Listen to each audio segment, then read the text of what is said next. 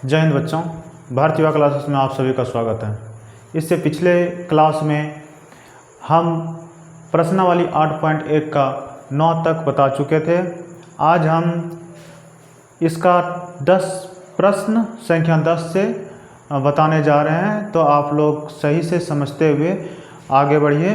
सिर्फ इसमें 10 और 11 बचा हुआ है और ये दोनों आज ख़त्म कर देंगे। तो प्रश्न नंबर 10 का आप लोग ध्यान से देखिए।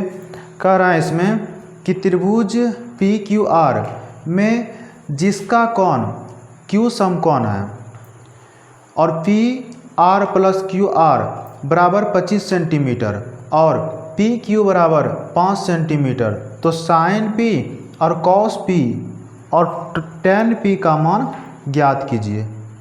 तो ठीक है, इसमें दिया गया है, क्या दिया गया है, समकोण त्रिभुज दिया गया है और वो PQR समकोण त्रिभुज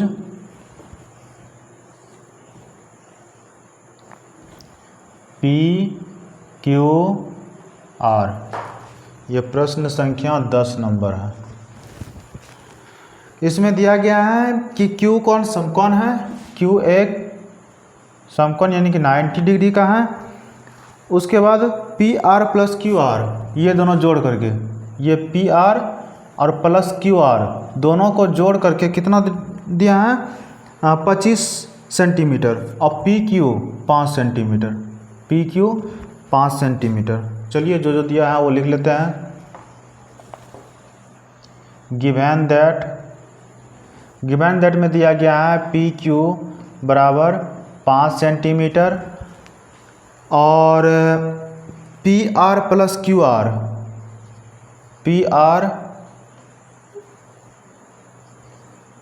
+ QR बराबर 25 सेंटीमीटर। ठीक है, तो find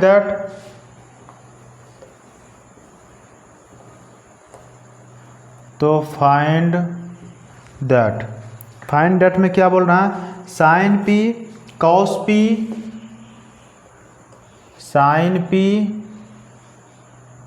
P and tan P, इसका मान ज्ञात करने के लिए बोल रहे हैं, बराबर वाट, यानी कि इसका मान ज्ञात करना है। ठीक है, चलिए अब सॉल्व कीजिए इसका।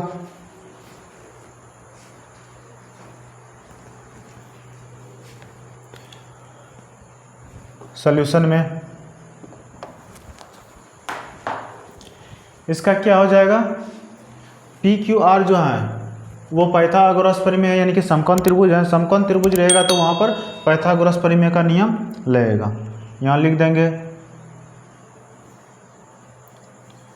त्रिभुज PQR एक समकोण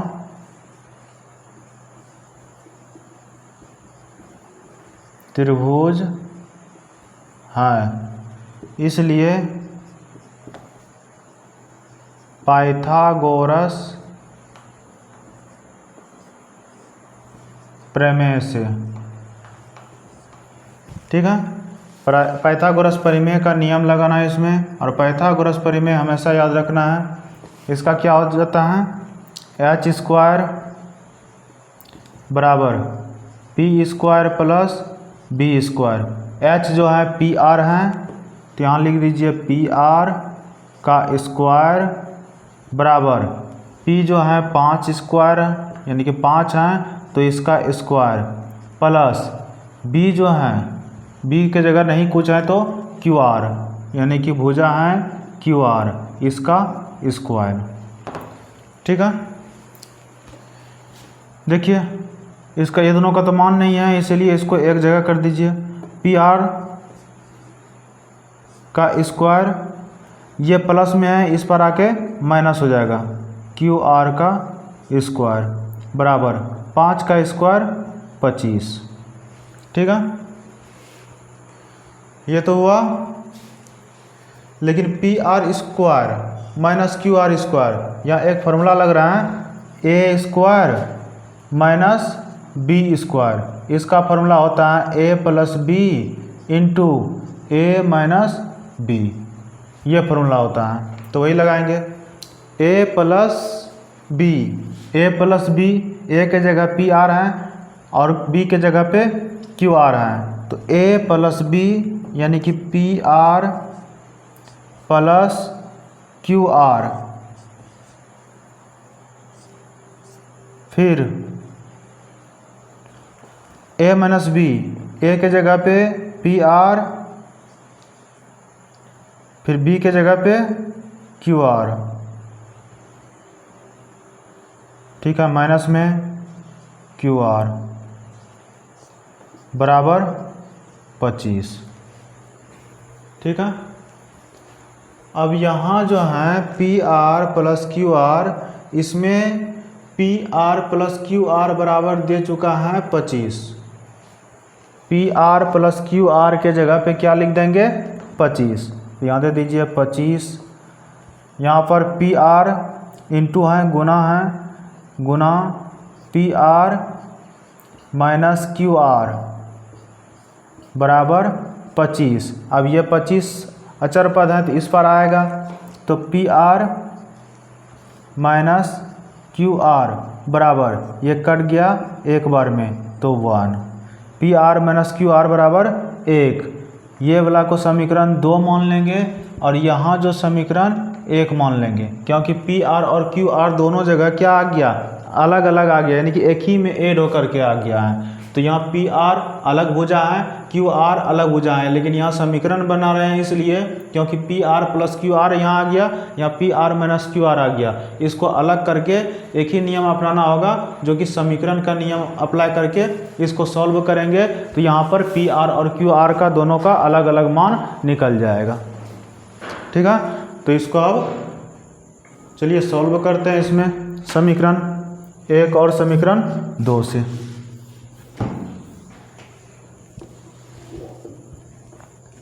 यहाँ लिखना है समीकरण 1 तथा समीकरण 2 से, समीकरण 1 और समीकरण 2 से। समीकरण 1 में है P R plus Q R बराबर 25, समीकरण 2 में है P R minus Q R बराबर 1। चलिए इसको जब चेंज हो जाएगा चिन्ह, इसमें जब घटाएंगे तो ये प्लस हो जाएगा, ये माइनस हो जाएगा। तो ये पी आर प्लस में, पी आर माइनस में, तो ये कट के 0 हो गया और यहाँ दोनों प्लस में हो गया। क्यू आर यहाँ माइनस में तो था, लेकिन ये चिन्ह जब चेंज हो जाता है तो यहाँ प्लस भी हो गया, यहाँ पर भी प्लस हो गया, यहाँ पर भी प्लस हो गया। तो यहाँ Q R plus Q are, तो 2 क्यू आर बराबर में 25 में यहाँ माइनस है तो 25 में माइनस हो जाएगा 1, तो कितना हो गया 24। अब क्यू आर बराबर क्या हो जाएगा 24 अपॉन में, ये इधर आकर के अपॉन में हो जाएगा, तो 12 दूना 24। क्यू आर का मान कितना निकल गया 12। जब क्यू आर का मान 12 निकल गया, इसका मान 12 निकल गया, तो क्यू आर का समीकरण 1 में या समीकरण 2 में किसी एक समीकरण में अगर मान बैठा देंगे तो वहाँ पर पी आर का भी निकल जाएगा मान। लिख दीजिए, अतः क्यू आर का मान समीकरण 1 में रखने पर, 1 में रखने पर, जब 1 में रख देंगे तो समीकरण 1 लिख लीजिए पहले, P R plus Q R बराबर 25।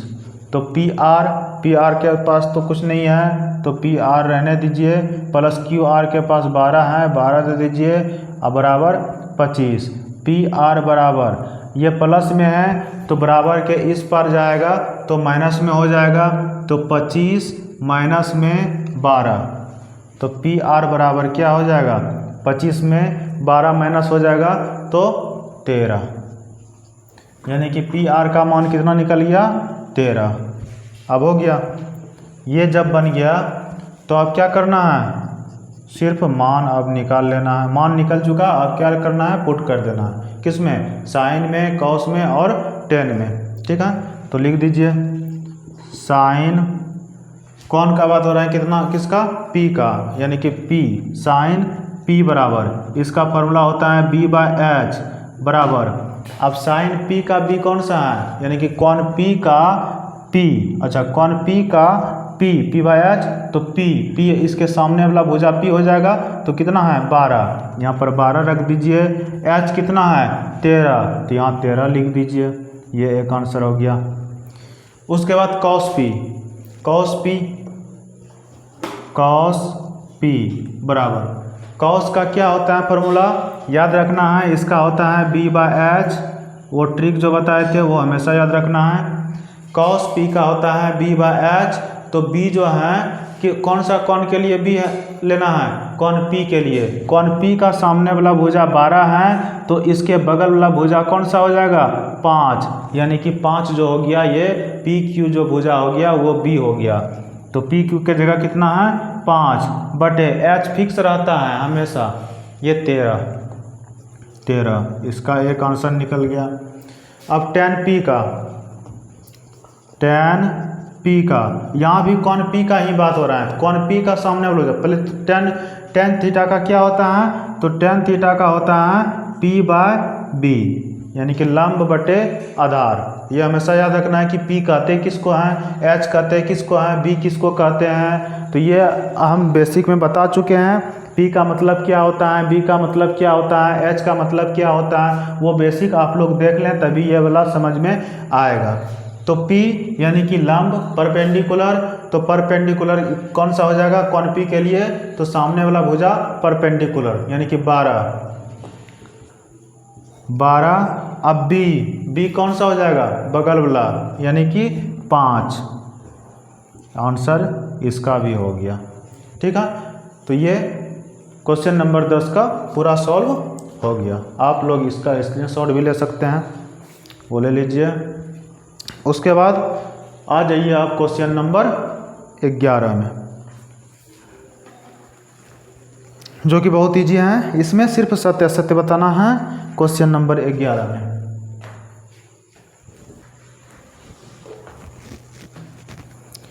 क्वेश्चन नंबर 11 का जो क्वेश्चन बोल रहा है, इसमें बताइए कि निम्नलिखित कथन सत्य है या असत्य है, कारण सहित आप अपने उत्तर की पुष्टि कीजिए। ठीक है, तो 1 नंबर में जो बोल रहा है कि tan A का मान सदैव 1 से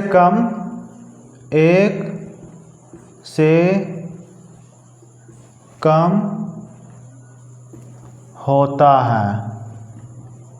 ठीक है, यहाँ बोल दिया कि सदैव 1 से कम होता है, किसका मान, tan A का मान, tan A का मान सदैव 1 से कम होता है। tan A का मतलब होता है कौन A के बारे में बोल रहा है। अगर हम लिखेंगे A B C, और tan का फॉर्मूला होता है P बाय B, और कौन A के बारे में बोल रहा है।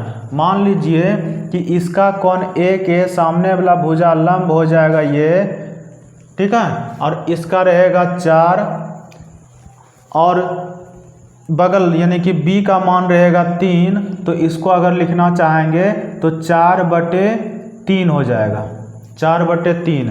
अगर इसको कटाएंगे तो समथिंग मतलब 3 एक बार में 1 पॉइंट कुछ आएगा, तो 1 से तो बड़ा हो रहा है यहाँ पे, तो ये कैसे 1 से बड़ा हो रहा है, लेकिन यहाँ बोल रहा है कि सदैव 1 से कम होता है, लेकिन यहाँ क्या आ गया 1 से बड़ा हो गया।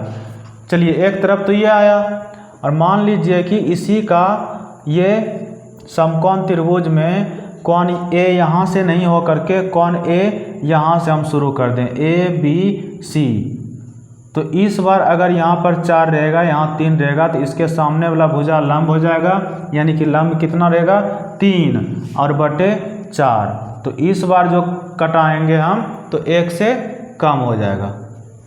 तो ऐसा कोई इसमें नहीं दिया गया या नहीं निकल रहा है कि tan A का मान सदैव 1 से कम होगा। हो सकता है 1 से अधिक भी हो जाएगा और 1 से कम भी हो सकता है। तो इसमें ये निश्चित बात नहीं है कि 1 से कम ही होगा। ठीक है, तो ये असत्य हो गया, ये जो हो गया असत्य हो गया। लिखेंगे असत्य है। अब इसका कारण साथ बोल रहा है, तो यहाँ लिखेंगे क्योंकि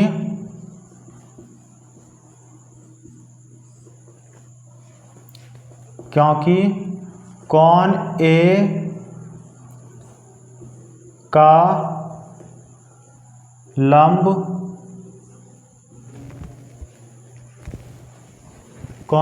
का लंब चेंज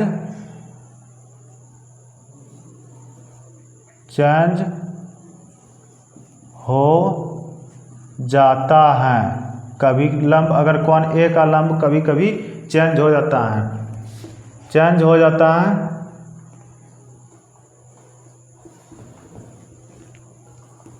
जिसके वजह से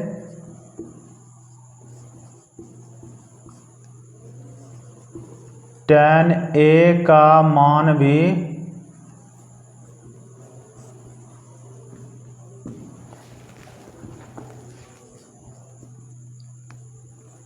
A का मान भी 1 से कम और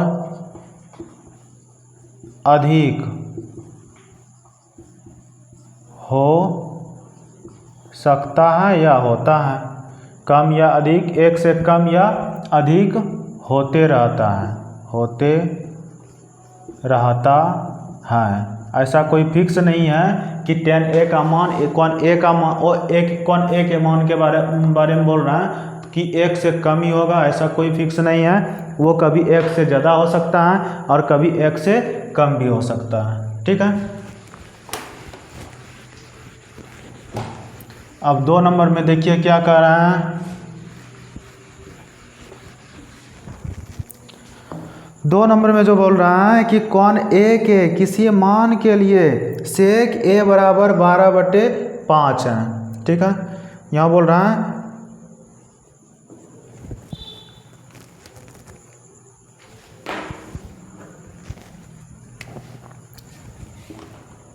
दूसरे नंबर में बोल रहा है कि कोण A के किसी मान के लिए sec A बराबर 12/5। तो ये समकोण त्रिभुज है। बोल रहा है sec A, तो A B C, और sec का होता है, sec का जो होता है वो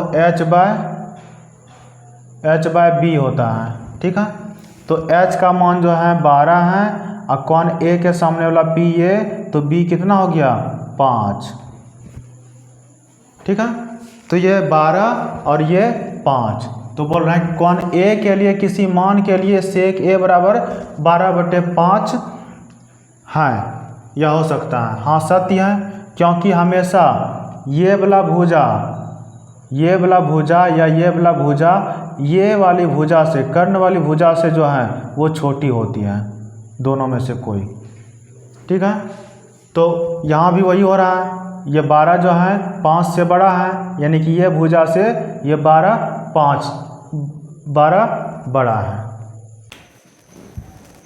तो इसका कहना सत्य है कि sec A बराबर 12/5, क्योंकि लंब या आधार कर्ण से छोटी भुजा होती है। ठीक है, तो वही लिखेंगे कि ये सत्य है।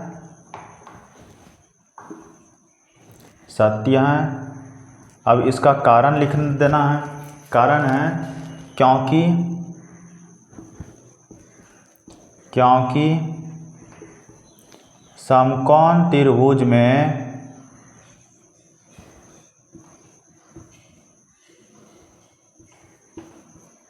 त्रिभुज में भुजालंब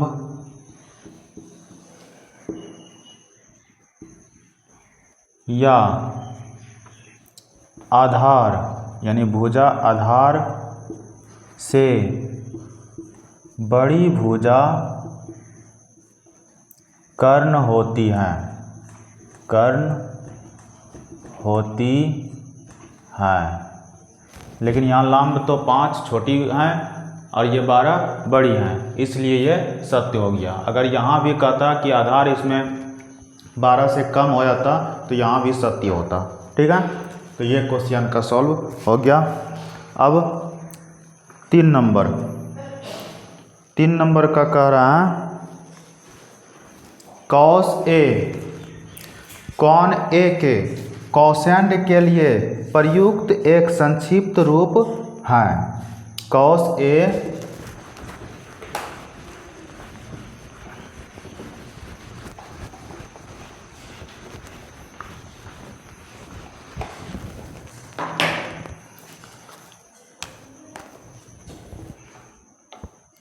कॉस ए कॉन, ये 3 नंबर का है, 11 का 3। कॉन ए के कोसेंट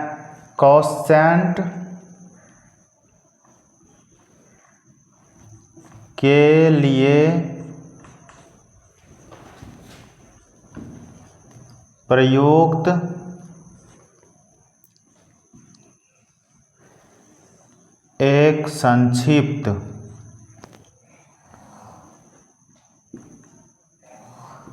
एक संक्षिप्त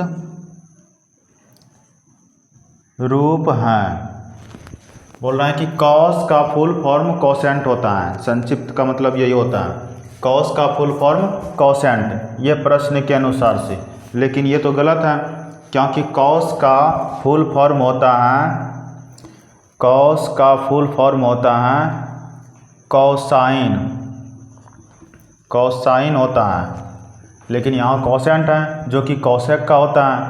ये जो होता है फुल फॉर्म कोसेक का फुल फॉर्म दिया गया है, कोसेक का कोसेंट, और कॉस का फुल फॉर्म होता है जो कोसाइन होता है, इसलिए यह असत्य है, असत्य है, असत्य है। इसका कारण बोलेगा तो वही बोल देना है, क्योंकि कॉस का फुल फॉर्म या फुल संक्षिप्त रूप जो दिया होता है वो कोसाइन होता है, और कोसेंट का जो दिया गया है वो कोसेक का संक्षिप्त रूप दिया है, इसलिए यह असत्य हो गया। कारण भी आप लिख दीजिए। 4 नंबर का कॉट ए, कॉट और ए का गुणनफल है, यह भी असत्य हो जाएगा, क्योंकि कॉट ए और क्या बोल रहा है, कॉट और ए का गुणनफल है। इसका कहने का मतलब हो रहा है, होता है, कहने का मतलब हो रहा है कि कॉट ए जो लिखते हैं, कॉट ए, यहाँ पर कॉट ए को जो है कॉट और गुना ए लिखा जाता है, गुणनफल यही कॉट और ए का दोनों गुणनफल है, तो इसका कहना असत्य है, असत्य है। इसका कारण बोलेगा तो आप लोग लिख दीजिएगा, ये कॉट ए जो है, ए तो कौन के बारे में यहाँ दर्शा रहा है, कॉट ए जो है, ए जो दिया गया है ये तो कौन के बारे में दर्शाता है, कॉट थीटा कौन, ना कि यहाँ कॉट, जैसे ही कॉट थीटा कहेंगे, कॉट थीटा कहेंगे तो ये तो कौन का लिखता है कि cot 30 degree, cot 30 degree, theta के जगह पे 30 डिग्री, यहाँ गुना तो नहीं रहता है, यहाँ क्या कौन के बारे में लिखा हुआ रहता है, इसीलिए यह असत्य है। ठीक है, यहाँ बोल रहा है गुणनफल है, तो गुणनफल तो ये नहीं होता है, वो तो थीटा बतलाता है, कॉट ए, कॉट बी या कोई भी। अब लास्ट में 5 नंबर का देख लीजिए। चलिए इस जगह बताते हैं 5 नंबर का।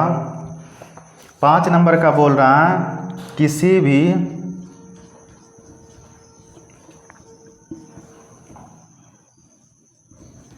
किसी भी कोण थीटा के